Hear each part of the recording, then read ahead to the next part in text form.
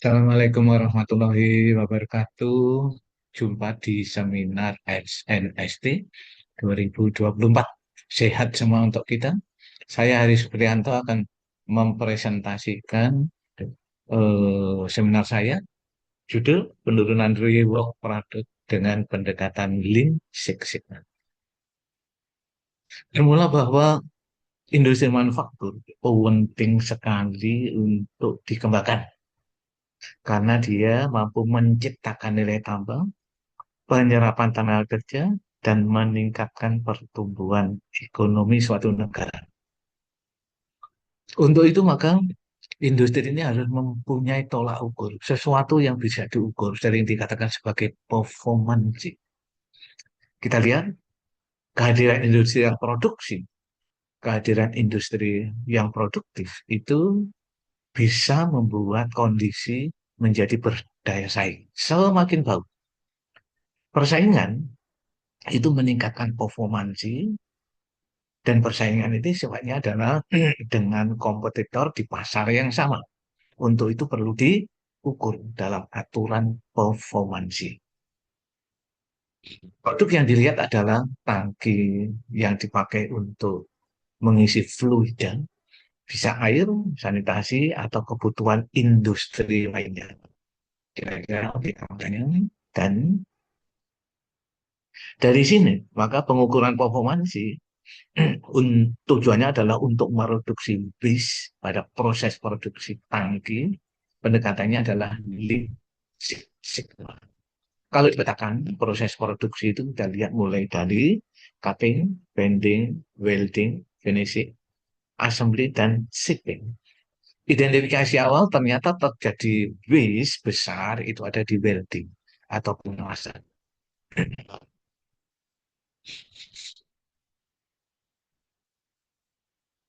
Dari sana bisa dirumuskan bagaimana mengatasi besarnya waste pada proses produksi berdasarkan pada KPI manufaktur. Pendekatannya Lean Six Sigma. Tujuannya tadi pertama identifikasi waste, identifikasi penyebab terjadinya permasalahan, dan alternatif solusi untuk menjawab permasalahan. Kita tahu performansi.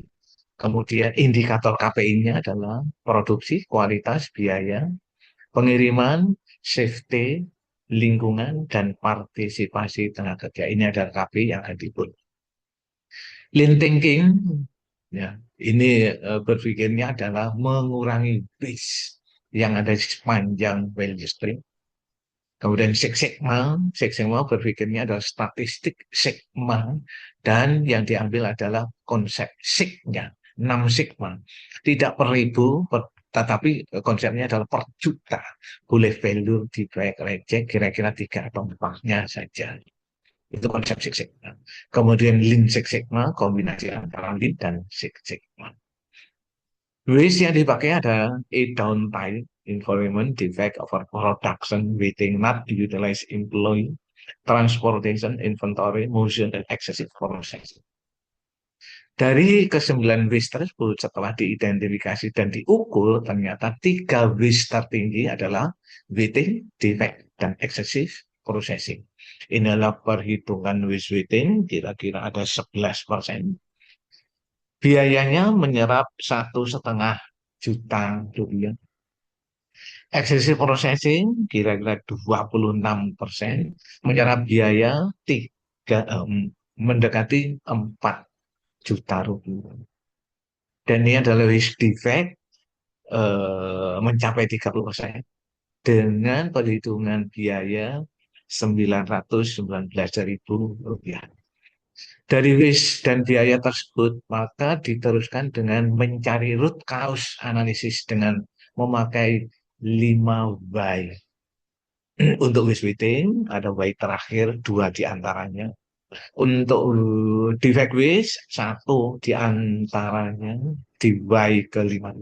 Dan untuk excessive processing, 2 diantara hanya pada why keempat saja. Dari sana, maka diteruskan ke FMEA, Value Mood and Effect Analysis, diukur dengan 3 pengukuran seperti occurrence detection, dan dari tiga pengukuran itu diperoleh nilai risk priority number RPN yang di sebelah kanannya. Diambil nilai paling tinggi, kemudian defect juga kayak gitu, wis defect, nilai tinggi diambil. Excessive processing itu diambil nilai RPN tertingginya. Dan dari RPN tertinggi itu kemudian eh, critically si eh, apa failure mode-nya itu ada di peta ini. Ada pelatihan, ada SOP, dan maintenance. Kira-kira dari peta tersebut bisa dilihat alternatif solusinya ada tiga ini. Pelatihan, SOP, atau perbaikan maintenance. Tadi ya, SOP dan perbaikan maintenance. Kemudian diukur seluruh alternatif. Tadi kan ada tiga.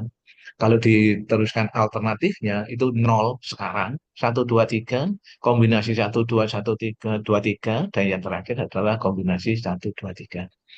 Bagaimana cara mengukur alternatif untuk mendapatkan terbaiknya? Maka ada kriterianya, ada productivity, quality, dan ada cycle time.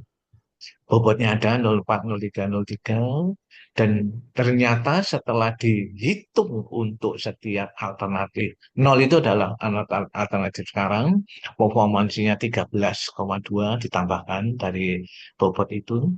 Yang tertinggi ternyata adalah ada di alternatif kombinasi 13 dengan value 1, biayanya ada dan performansinya ada. Nah, dari hasil tersebut, bila alternatif kombinasi 13 itu dikerjakan, akan terjadi reduksi biaya. Reduksi biaya yang berhubungan dengan biaya, tenaga kerja, dan opportunity profitnya keluar 957.000. Kemudian berhubungan dengan variabel biaya yang lain, biaya bahan bakar dan biaya energi keluar 239.000. Dari reduksi cost tersebut bisa dibandingkan antara rework dan divide.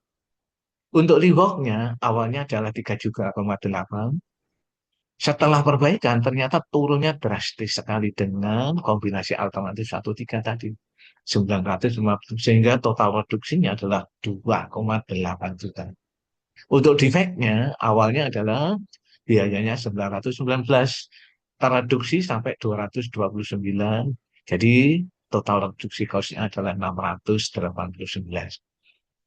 Artinya bahwa alternatif 13 bila dikerjakan mampu mereduksi reward dan defect seperti ini. Ini adalah kontrol plan-nya ada agar alternatif 13 itu akan terjadi. Kesimpulannya, waste kritis, produksi tangki atau wetting, defect, excessive processing. Penyebab terjadinya waste wetting, defect, dan excessive processing yaitu penjadwalan, maintenance-nya, SOP perlu diperbaiki, dan yang terakhir adalah perbaikan terhadap eh, operatornya, pelatihan. Yang ketiga, alternatif terpilihnya adalah kombinasi 13, pengadaan pelatihan dan keterampilan. Yang pertama adalah membuat tim, pembuatan SOP. Ini terakhir, ini adalah daftar usaha.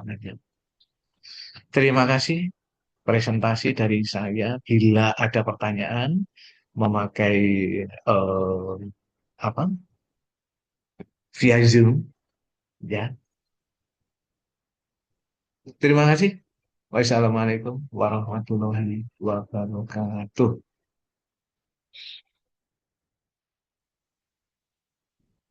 Iya. Iya.